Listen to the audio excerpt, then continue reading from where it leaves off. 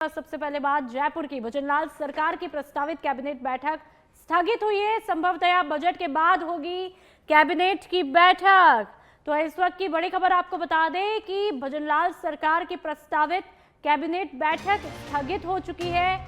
अब यह संभावना जताई जा रही है कि राजस्थान का बजट आ जाने के बाद में यह बैठक हो सकती है, क्योंकि 11 तारीख को राजस्थान का बजट आने जा रहा है और उससे पहले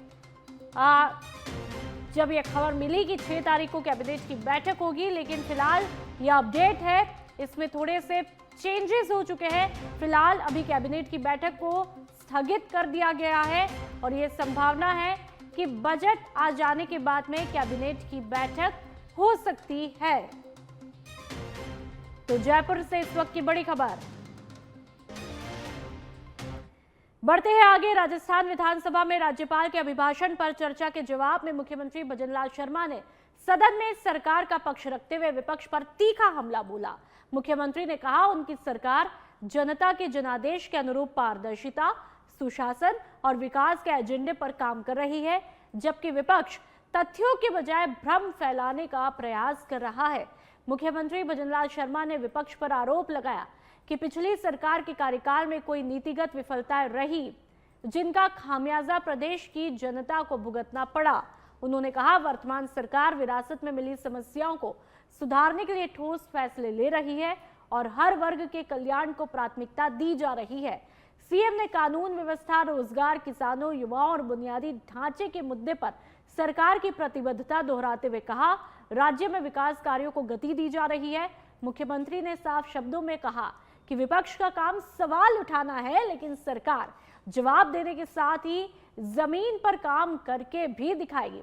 अपने संबोधन के अंत में मुख्यमंत्री भजनलाल शर्मा ने कहा राजस्थान की जनता ने बदलाव और भरोसे के लिए सरकार को चुना और उनकी सरकार इस भरोसे पर पूरी तरह खरी उतरेगी।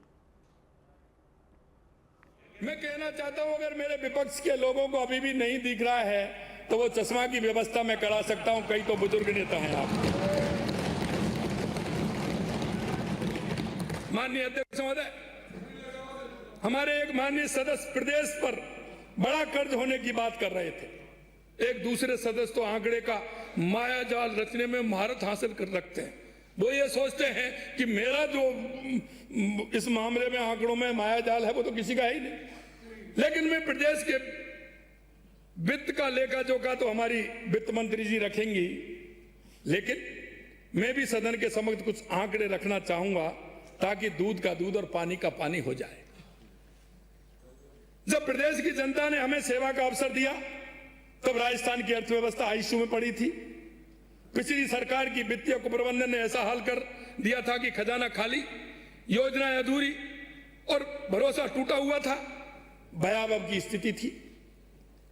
यह वही दौर था जब कांग्रेस को खर्च का हिसाब नहीं देना था, उधारी का डर भी नहीं था, भविष्य की चिंता भी नहीं थी। होगी भी क्यों?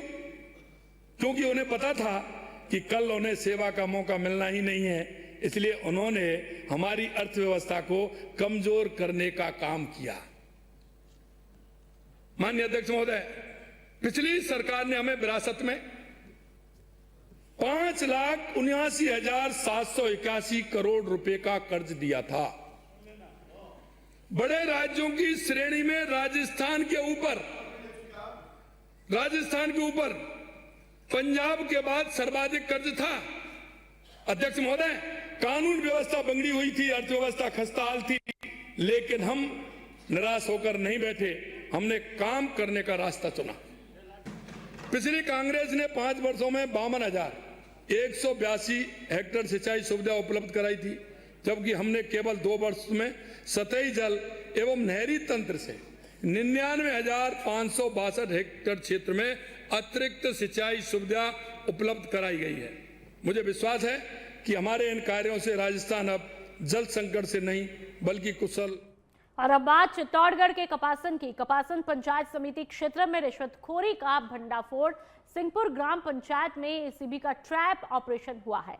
ग्राम विकास अधिकारी पारस राम बिश्नोई को गिरफ्तार किया। कनिष्ठ सहायक बाबूलाल शर्मा को भी धर दबोचा।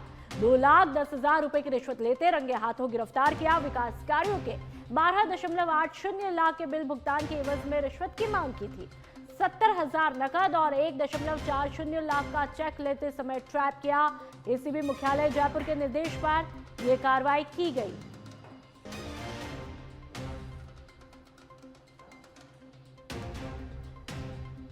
तो एसीबी ने एक महत्वपूर्ण कार्रवाई को अंजाम दिया। एसीबी मुख्यालय जयपुर के निर्देश पर कार्रवाई होती है। चित्तौड़गढ़ के कपासन से यह खबर। कपासन पंचायत समिति क्षेत्र में रिश्वतखोरी का भंडाफोड़ होता है। सिंहपुर ग्राम पंचायत में एसीबी का ट्रैप ऑपरेशन देखने को मिला।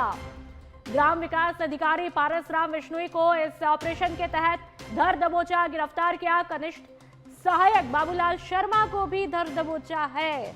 2,10,000 रुपए की रिश्वत लेते रंगे हाथों गिरफ्तार किया गया। विकास कार्यों के 12.80 लाख के बिल भुगतान के एवज में रिश्वत की मांग कर रहा था। 70,000 नकद और 1.40 लाख का चेक लेते समय ट्रैप किया गया। एसीबी मुख्यालय जयपुर के निर्देश पर इस बड़ी और महत्वपूर्ण कार्रवाई को अंजाम दिया गया। चित्तौड़गढ़ के कपासन से खबर और ये कार्रवाई की तस्वीरें आप देख लीजिए। ये चेहरे जो उतरे हुए हैं, लेकिन काम इन्होंने इतने बड़े किए हैं जिसकी तस्वीरें, जिसका अंजाम आप साफ तौर पर सच बेधड़क पर देख लीजिए।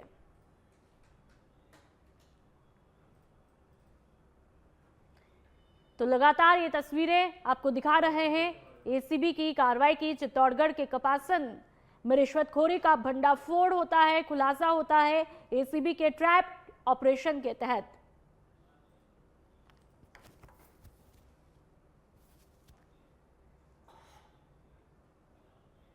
जयपुर से बड़ी खबर। अभिनेता सलमान खान को कल जयपुर उपभोक्ता आयोग में पेश होना है। जयपुर उपभोक्ता आयोग 2 ने जमानती वारंट से तलब किया। आयोग अध्यक्ष ग्यारसी लाल मीणा ने जारी किया जमानती वारंट। जयपुर पुलिस कमिश्नर को दिए थे वारंट तामील के निर्देश।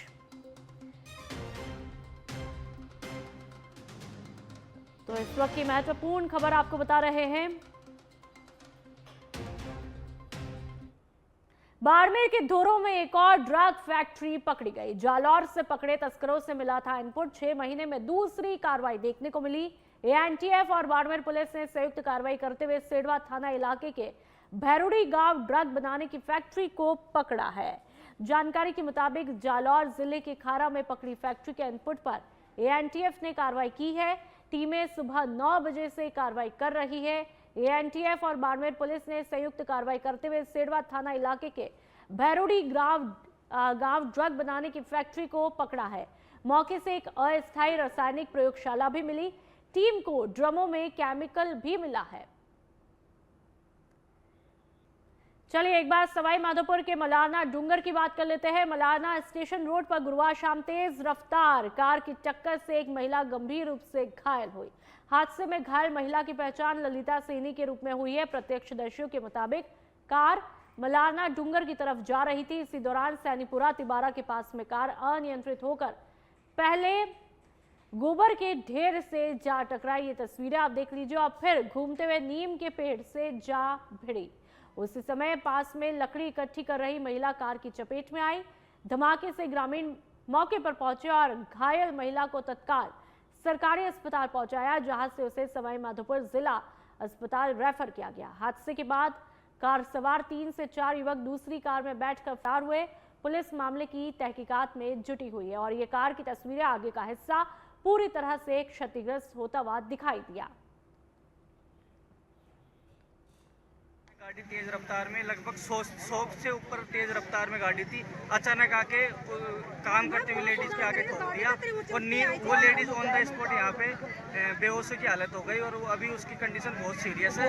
ये गाड़ी नीम के टकरा कर जब जाके गाड़ी रुकी और यहाँ पे सरिये पड़े थे, गाड़ी के सरिये टायरों के अंदर होकर निकल गए और लेडीज के भी हिंडौन सिटी की बात करेंगे। हिंडौन के धाकड़ पोठा बाजार में गुरुवार को मामूली विवाद के बाद मारपीट और पथराव की घटना देखने को मिली, जिससे पूरे बाजार में अफरा तफरी मच गई। जानकारी के मुताबिक एक युवक बाइक से बाजार में सामान खरीदने आया था और इसी दौरान उसकी बाइक एक व्यक्ति से जा टकराई।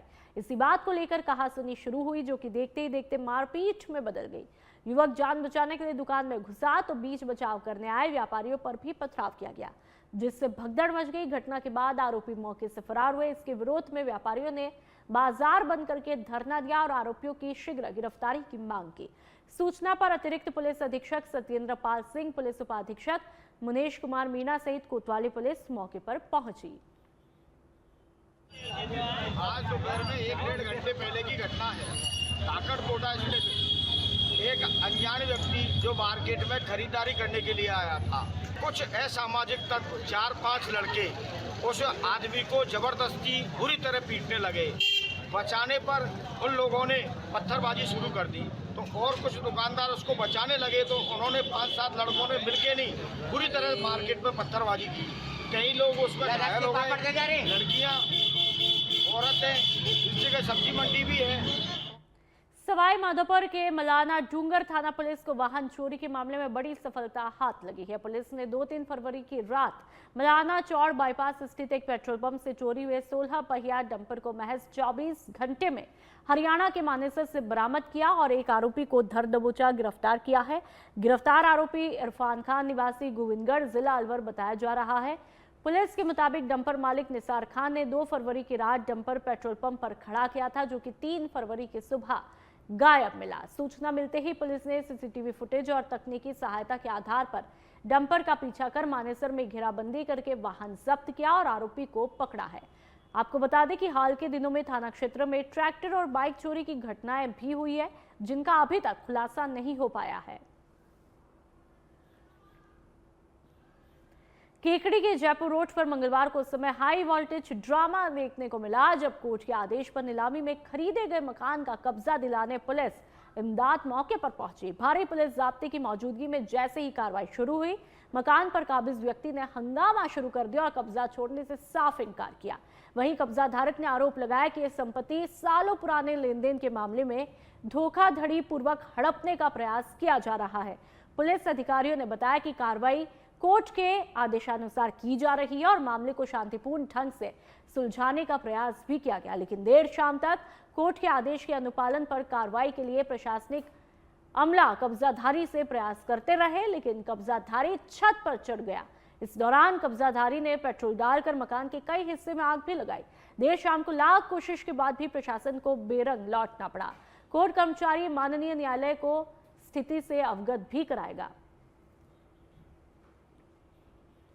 झालावाड़ में खानपुर के सारोला कस्बे स्थित राजकीय उच्च माध्यमिक विद्यालय में गुरुवार को नवनिर्मित कक्षों का जिला कलेक्टर अजय सिंह राठौड़ ने फीता काट करके विधिवत तरीके से उद्घाटन किया। इस मौके पर उन्होंने कहा, शिक्षा समाज की प्रगति का मजबूत आधार है और गुणवत्तापूर्ण शिक्षा के लिए बेहतर भवन, पर्याप्त कक्ष और मूलभूत सुविधाएं बेहद आवश्यक है। उन्होंने बताया कि स्वर्गीय लक्ष्मण मालव की स्मृति में उनके बेटे लोकेश कुमार मालव, शुभम मालव और विनय मालव द्वारा 2 कक्षों और बरामदे का निर्माण एक सराहनीय योगदान है। जिला कलेक्टर ने उनकी माताजी का शॉल उड़ा करके सम्मान भी किया, जबकि अतिथियों ने तीनों भाइयों का अभिनंदन किया। कार्यक्रम में पूर्व विधायक नरेंद्र नागर, उपखंड अधिकारी रजत कुमार विजयवर्गीय, मुख्य जिला शिक्षा अधिकारी राम सिंह मीणा, मुख्य ब्लॉक शिक्षा अधिकारी सियाराम नागर, प्रधानाचार्य राजेंद्र कुमार सामरिया सहित विद्यालय स्टाफ और छात्र छात्राएं मौजूद रहे। विशेष रूप से ग्रामीण समाज और काश्तकारी समाज, ये 2 समाज ऐसे हैं जो अभी भी कुरीतियों से बंधे हुए हैं। लेकिन अगर कोई लीक छोड़कर चलता है और इस तरह इतनी बड़ी राशि जो मुझे बताया गया करीब 20 लाख रुपए लगा करके और अपने विद्यालय की शोभा बढ़ाते हैं, इससे पुण्य का काम कलयुग में दूसरा नहीं हो सकता। ये बड़ी प्रेरणा उन्होंने दी है। मैं देखता हूं कि पहले जो ग्रामीण क्षेत्रों के विद्यालय होते थे, सारोला जैसे कस्बों में, वो आदर्श विद्यालय होते थे। और अब बात बांसवाड़ा की। शहर में बीती रात रतलाम रोड पर राहगीरों पर पत्थर मारने की घटना सामने आने के बाद पुलिस हरकत में आई। 3 युवकों द्वारा सड़क से गुजर रहे लोगों पर पत्थर फेंकने की शिकायत कोतवाली थाने में दर्ज करवाई थी। मामले को पुलिस अधीक्षक सुधीर जोशी ने गंभीरता से लेते हुए तत्काल कार्रवाई के निर्देश दिए। इसके बाद एडिशनल एसपी और डीएसपी गोपीचंद मीणा के नेतृत्व में पुलिस टीम का गठन किया गया। कोतवाली थानाधिकारी बुधराम बिश्नोई के सुपरविजन में की गई कार्रवाई में पुलिस ने एक आरोपी संजय को गिरफ्तार किया है। आरोपी को कोर्ट में पेश किया गया, जबकि घटना में शामिल 2 अन्य आरोपियों की तलाश लगातार जारी है। पुलिस का कहना है कि बाकी के आरोपियों को जल्द गिरफ्तार किया जाएगा। शहर में शांति व्यवस्था बनाए रखने के लिए पुलिस सतर्क बनी हुई है। रात्रि 10:30 बजे कंट्रोल रूम से बताया कि रतलाम रोड कड़ेलिया मोड़ पर कुछ 3 लड़के आने जाने वाली गाड़ियों पर पत्थर फेंक रहे हैं, जिस पर मौके से गोविंद सिंह जो को ड्यूटी से भेजा, तो मौके से संजू उर्फ संजय पिता लाला भीड़ा को पकड़ के लाए तथा 2 इसके साथी गल्लू और कालू भाग गए। आज प्रार्थी की रिपोर्ट पर प्रकरण दर्ज किया गया तथा इसको गिरफ्तार करके अनुसंधान जारी है। दारू पिए हुए थे, नशे में होने की वजह से कर रहे थे। बिल्कुल दोनों की तलाश चली। जोधपुर के प्रतापनगर क्षेत्र स्थित शॉपिंग सेंटर में गुरुवार को उस वक्त हड़कंप मच गया जब तीसरी मंजिल पर बने एक गोदाम में अचानक से आग लग गई। वीडियो देख लीजिए। गोदाम में प्लास्टिक के फूलों का बड़ा स्टॉक रखा हुआ था, जिसके चलते आग ने तेजी से विकराल रूप अख्तियार किया और पूरे फ्लोर में धुआं भर गया। आग की सूचना मिलते ही दमकल विभाग की 4 गाड़ियां मौके पर पहुंची और आग बुझाने का काम शुरू किया। तो वहीं पुलिस भी तुरंत मौके पर पहुंची और एहतियातन शॉपिंग सेंटर और आसपास के इलाके को खाली करवाया। दमकल कर्मी लगातार आग पर काबू पाने में जुटे हुए हैं। फिलहाल आग लगने के कारणों का पता नहीं चल पाया है। राहत की बात यह है कि इस हादसे में अब तक किसी के हताहत होने की सूचना नहीं है। आग लगने के कारणों की जांच अभी जारी है। बांसवाड़ा की बात कर लेते हैं, जहां पर गनोड़ा क्षेत्र में एक बड़ा सड़क हादसा देखने को मिला। गनोड़ा से टामटिया की तरफ जा रही सवारियों से भरा एक टेम्पो अचानक से अनियंत्रित होकर के पलट गया, जिससे टेम्पो में सवार करीब आधा दर्जन लोग जख्मी हुए। तस्वीरें देख लीजिए। हादसे के बाद मौके पर अफरा तफरी मची। सूचना मिलते ही पुलिस मौके पर पहुंची और घायलों को अस्पताल भिजवाने की व्यवस्था की। परिजन 4 घायलों को जिला अस्पताल लेकर पहुंचे, जहां 2 लोगों को हल्की चोटें आने पर प्राथमिक उपचार के बाद में छुट्टी भी दे दी गई है। तो वहीं 3 लोगों का जिला अस्पताल में इलाज जारी है। फिलहाल पुलिस ने मामला दर्ज कर लिया है और टेम्पो पलटने के कारणों की जांच की जा रही है। जोधपुर की बात करेंगे। शहर में विदेश में नौकरी दिलाने के नाम पर ठगी का मामला देखने को मिला है। पोलैंड भेजने का झांसा देकर एक युवक से 4 लाख रुपए से ज्यादा की राशि ऐंठ ली गई। पीड़ित ओम प्रकाश मूल रूप से बाड़मेर की शिव तहसील का रहने वाला है और वर्तमान में जोधपुर में निजी नौकरी करता है। ओम प्रकाश ने रातानाड़ा थाने में दर्ज कराई रिपोर्ट में बताया कि साल 2023 में उसका संपर्क रातानाड़ा स्थित भास्कर चौराहे के पास में संचालित विक्टोरियन इंग्लिश हब की संचालिका तमन्ना सेवर से हुआ था। आरोपी ने पोलैंड में नौकरी लगवाने के लिए कुल 6 लाख रुपए की मांग की। युवक ने अलग अलग तारीखों में ऑनलाइन माध्यम से 4 लाख रुपए से अधिक ट्रांसफर कर दिया, लेकिन न तो वीजा मिला और न ही पैसे लौटाए गए। पुलिस ने मामला दर्ज करके जांच शुरू कर दी है।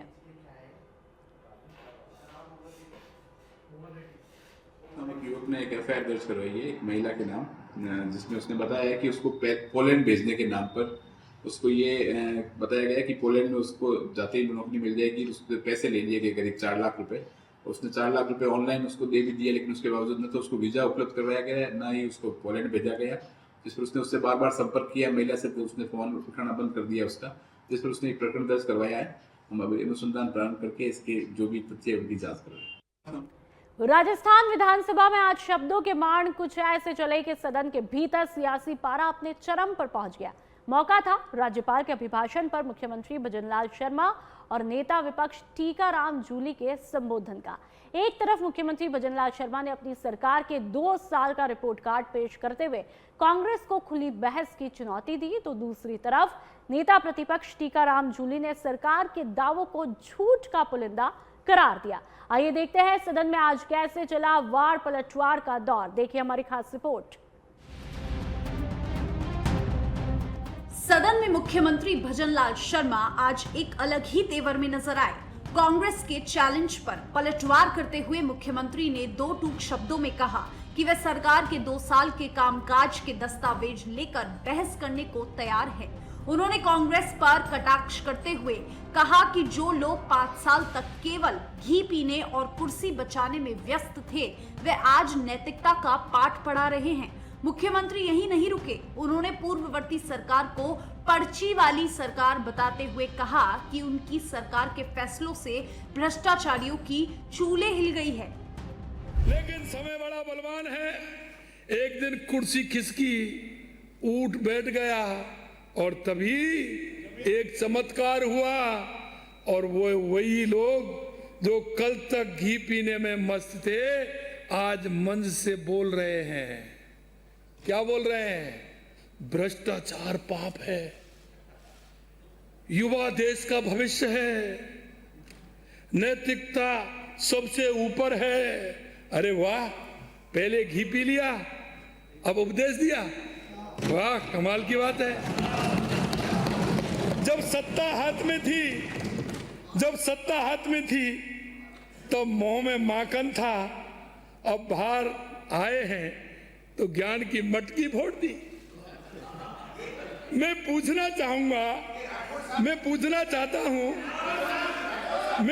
चाहता हूं जब कुर्सी थी तब जुबान कहां थी, और जब फैसले का करने का वक्त था तब विवेक छुट्टी पर क्यों था? इधर नेता प्रतिपक्ष टीकाराम जूली ने भी मोर्चा संभालते हुए सरकार को जमकर घेरा। जूली ने राज्यपाल के अभिभाषण पर चर्चा के दौरान सरकार की तुलना एक ऐसे छात्र से कर दी जो परीक्षा में फेल होने के डर से बहाने बना रहा है। उन्होंने कानून व्यवस्था, पेपर लीक और भ्रष्टाचार के मुद्दों पर मुख्यमंत्री को घेरते हुए कहा कि जनता को विज्ञापनों वाली सरकार नहीं बल्कि धरातल वाली सरकार चाहिए। जूली ने तंज कसते हुए कहा कि जिस सरकार में ब्यूरोक्रेसी बेलगाम हो और मंत्री केवल ट्वीट तक सीमित हो, वहां विकास की बात बेमानी है। सरकार का काम चल रहा है। मैंने पिछली बार भी कहा था कि सरकार को बहुत ज्यादा चिंता है कि हम जो कर रहे हैं उससे कहीं ज्यादा अच्छा दिखाया जाए, और उसके लिए आजकल रील फॉर्मेट और चल रहा है सरकार का। माननीय मुख्यमंत्री जी का आज सुबह एक रील डली कि कर्म योगी मुख्यमंत्री रात के 12 बजे सचिवालय से मुख्यमंत्री ऑफिस से आते हुए 12 बजे तक तो लगभग सभी काम करते हैं। मोदी जी जब 24 घंटे करते हैं तो हम 12 बजे तक ही काम कर रहे हैं। आज तो इतना विशेष दिन था, मैं तो सोचता था कि मुख्यमंत्री जी सुबह 3, 4, 5 बजे तक काम करते होंगे, कोई घंटा आधा घंटा सोने को मिलता होगा। ये स्थिति। बहस के दौरान मुख्यमंत्री ने पीसीसी चीफ गोविंद सिंह डोटासरा पर भी सीधा निशाना साधा। पेपर लीक और तबादलों में हुए कथित भ्रष्टाचार का जिक्र करते हुए सीएम ने कहा कि कल तक जो युवाओं का पसीना बहा रहे थे, आज वे युवाओं के हितैषी बन रहे हैं। उन्होंने डोटासरा के उन दावों को भी खारिज कर दिया जिनमें सरकार पर अडानी के लिए बिचौलिए का काम करने के आरोप लगाए गए थे। मुख्यमंत्री ने स्पष्ट किया कि उनकी सरकार राम राज्य की संकल्पना पर काम कर रही है, जहां विकास ही प्राथमिकता है। हमारे एक विपक्षी सदस्य को प्रदेश के युवाओं की बड़ी चिंता है। जब ये मंत्री थे और लोग अपनी परेशानी लेकर उनके पास जाते थे तो ये कौन सा बाड़ा था उसका रास्ता दिखा देते थे, कौन सा बाड़ा था उसका रास्ता दिखा देते थे। अध्यक्ष महोदय, इस सदन में 3 फरवरी को हुई बहस में हमारी साथी ने उस बाड़े के बारे में पूरा इतिहास बता दिया था। अब आप ये बताओ, मुझे इस पर दोबारा बोलने की जरूरत है क्या? आज मैं किसी व्यक्ति की बात नहीं कर रहा, मैं एक प्रवृत्ति की बात कर रहा हूं, और उस प्रवृत्ति की जो कुर्सी पर बैठते ही बदल जाती है और कुर्सी जाते ही ज्ञान का ग्रंथ बन जाती है। हम राजस्थान वाले सीधे लोग हैं। यहां कहा जाता है जब तक ऊंट खड़ा रहता है तब तक आदमी को रेत नहीं दिखती है। आज की इस बहस ने साफ कर दिया है कि अब बजट सत्र पर प्रदेश भर की निगाहें रहने वाली है। जहां मुख्यमंत्री ने 2 साल के काम के दम पर कांग्रेस को खुली चुनौती दे दी, वहीं विपक्ष भी अब अपने मुद्दे गिनाने में लग रहा है। ऐसे में कहा जा सकता है कि ये बहस अब केवल विधानसभा तक सीमित नहीं रहेगी, बल्कि आने वाले दिनों में राजस्थान के चुनावी मंचों पर भी इसकी गूंज सुनाई देगी। ब्यूरो रिपोर्ट, सच पे धड़क। छत्तीसगढ़ की पुनर्वास नीति के तहत 12 माओवादी कैडर मुख्यधारा में लौट आए हैं। इनके पद और भूमिका के मुताबिक कुल 54 लाख रुपए का इनाम घोषित था। इनका पुनर्वास AK-47, SLR और कारतूस सहित किया गया। शासन ने इसे साउथ सब जोनल ब्यूरो में हिंसा और जन विरोधी विचारधारा छोड़ने का महत्वपूर्ण कदम बताया। बीजापुर में 1 जनवरी 2024 से अब तक 888 माओवादी लौटे, 1163 गिरफ्तार हुए और 231 मुठभेड़ में मारे गए हैं। पुनर्वासित हुए हैं। उसमें कुल 40 लाख के माओवादी ने आज आत्मसमर्पण किया है और उसके अलावा 3 हथियार जिसमें एक AK-47 और 2 SLR लेकर आए हैं। इस प्रकार एक अच्छी बात है कि इन्होंने मुख्यधारा में जुड़ने का प्रयास किया। साथ ही साथ आज एक जो एनकाउंटर हुआ जिसमें जो एक कुख्यात माओवादी था उत्तम सिंह, वो भी मारा गया है। तो हमारा स्पष्ट संदेश है कि जो मुख्यधारा में जुड़ना चाहते हैं वो मुख्यधारा में जुड़ जाएं। अगर नहीं जुड़ते हैं तो उनका नकारात्मक परिणाम जो आज की जो घटना। छत्तीसगढ़ के मुख्यमंत्री विष्णुदेव साय ने बीजेपी कार्यालय के नए भवन के भूमि पूजन कार्यक्रम के दौरान कांग्रेस को मुद्दाविहीन और चुनाव हार कर बौखला गई बताया और राज्य में भ्रष्टाचार और अपराध के मामलों में जीरो टॉलरेंस की नीति अपनाने की बात कही। इस पर पूर्व उप मुख्यमंत्री TS सिंहदेव ने प्रतिक्रिया देते हुए कहा, मुख्यमंत्री की मंशा अच्छी है और वे सही दिशा में काम कर रहे हैं। हालांकि छत्तीसगढ़ की वास्तविक स्थिति में आम जनता व्यथित है, लेन देन बढ़े हैं और शासन प्रशासन की जानकारी ठीक से नहीं मिल रही। मुख्यमंत्री जी की मंशा पे तो सवाल नहीं उठा सकता। उनकी मंशा अच्छी होगी, वो चाहते होंगे कि ऐसा हो। व्यक्ति भी अच्छे हैं, उस बाबत भी कुछ नहीं कहा जा सकता। व्यवहारिक हैं, बहुत व्यवहारिक हैं। लेकिन काम जहाँ तक छत्तीसगढ़ में हो रहा है, इसका अर्थ यही हो सकता है उनके बयान का कि उनको जानकारी नहीं है कि वाकई में हो क्या रहा है। कल ही मैं यात्रा करके आया और मेरे साथ जो यात्रा में बैठे थे, कुछ व्यवसायियों से भी बात हो रही थी, अन्य लोगों से भी बात हो रही थी। उन लोग का ये कहना था कि इतनी ज़्यादा व्यवस्था बिगड़ गई है, इतना लेन देन हो रहा है, इतना हम लोगों को दबाया जा रहा है हर चीज़ में, चाहे नाम चढ़ाने का हो, चाहे रजिस्ट्री का हो, चाहे कोई भी काम जमीन नपवाने का हो, अन्य कामों की बात छोड़ दीजिए। ऐसी व्यवस्था पहले हमने नहीं। देखिए, कांग्रेस मुद्दा विहीन हो गई है और चुनाव हार के इतना बौखला गई है कि उनके पास कोई मुद्दा भी नहीं है, इसलिए लगातार असत्य आरोप लगाते हैं। सरकार चाहे वो करप्शन का मामला हो, चाहे अपराध का मामला हो, जीरो टॉलरेंस की नीति पर चल रही है और यहाँ पर चाहे कोई अत्याचार करेगा या कोई भ्रष्टाचार करेगा तो उसकी सख्ती से जांच होगी और सख्त। MP में केंद्रीय संचार और पूर्वोत्तर क्षेत्र मंत्री ज्योतिरादित्य सिंधिया ने चंदेरी में शिशु मंदिर का उद्घाटन किया और माधव महाविद्यालय में अपने पिता स्वर्गीय माधव राव सिंधिया की प्रतिमा का अनावरण और नई माधव साइंस कॉलेज बिल्डिंग का लोकार्पण किया। इस मौके पर उन्होंने बच्चों, अभिभावकों और नागरिकों को संबोधित करते हुए कहा, ये विद्यालय सिर्फ एक भवन नहीं बल्कि गांव के बच्चों के सपनों और उज्जवल भविष्य की आधारशिला है। वे सदैव चाहते थे कि उनका नाम एक कुशल राजनीतिज्ञ, एक बड़ा नेता, मंत्री, संतरी, तंत्री के रूप में न जाना जाए। वे चाहते थे कि उनका नाम आपके परिवार के सदस्य के रूप में आपके दिल में अंकित किया जाए। कहते हैं ना कि कलयुग का जमाना है। उनकी शैली, उनकी आदत, जो राजनीति में वैमनस्यता होती है, कटुता होती है, एक दूसरे के साथ झगड़ने की